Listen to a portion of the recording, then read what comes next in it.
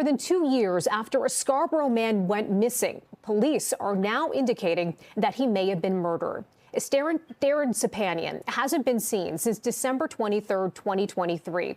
Last month, investigators renewed their appeal for information in his disappearance and today announced that his case is being investigated as a potential homicide. A significant police presence at the apartment building where Sepanian lived on Chichester Place near Victoria Park in Shepherd. It's the last place he was seen alive. Sepanian's family in Armenia have described him as a loving father, brother, and son. He came to Canada about 10 years ago.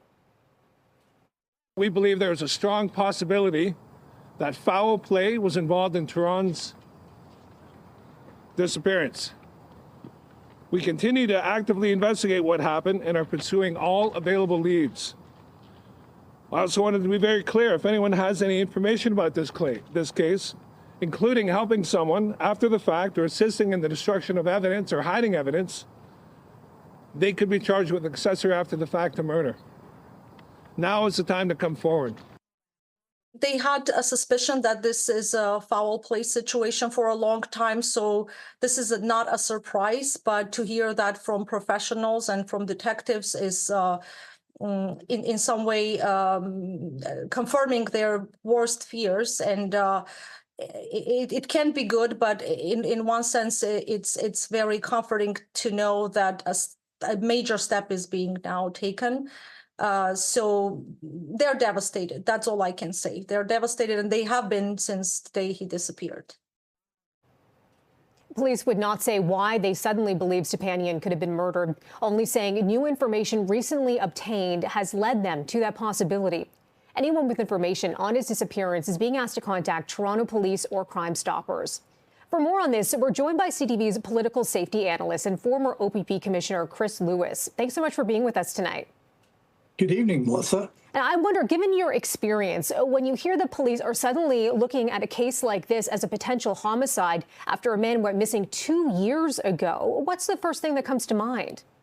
Well, they've obviously put a lot of effort into it before they've come out with this announcement. Ultimately, when someone goes missing, generally speaking, they look at the person's life. Do they have any enemies? Who might benefit from their death? And things like the normal kind of homicide investigation stuff.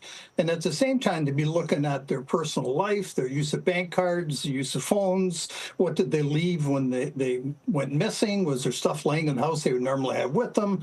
And on and on and on. And eventually, to come to a decision like this, to make an announcement, they've exhausted all other leads and must have some information from somebody that there's more to this and that he may well have been murdered. Police aren't saying what has kind of changed the direction of this investigation here. But I wonder, after 2 years, is it unusual for an investigation to suddenly be looking at a disappearance as a homicide like this? Not unusual at all. I mean, we've had cases a lot longer than 2 years around the country and throughout the U.S.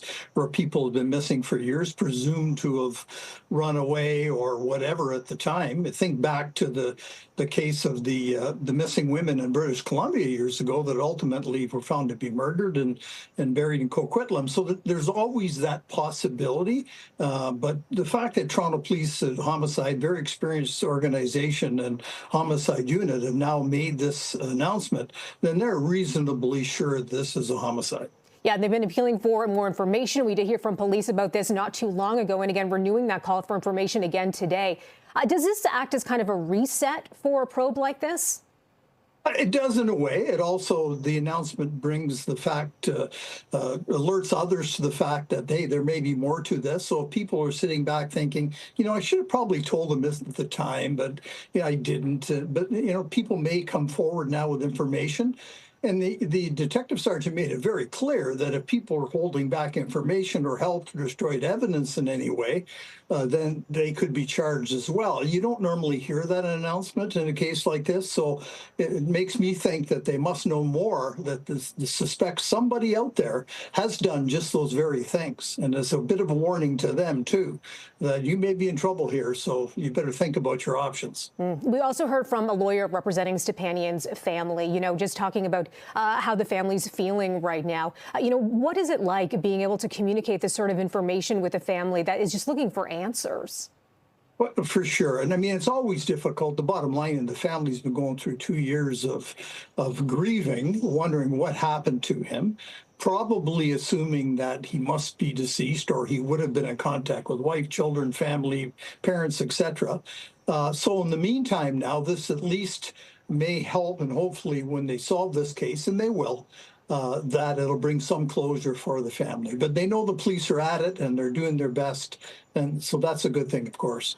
CTV's public safety analyst and former OPP Commissioner Chris Lewis, thanks so much for being with us tonight. Anytime. Thank you.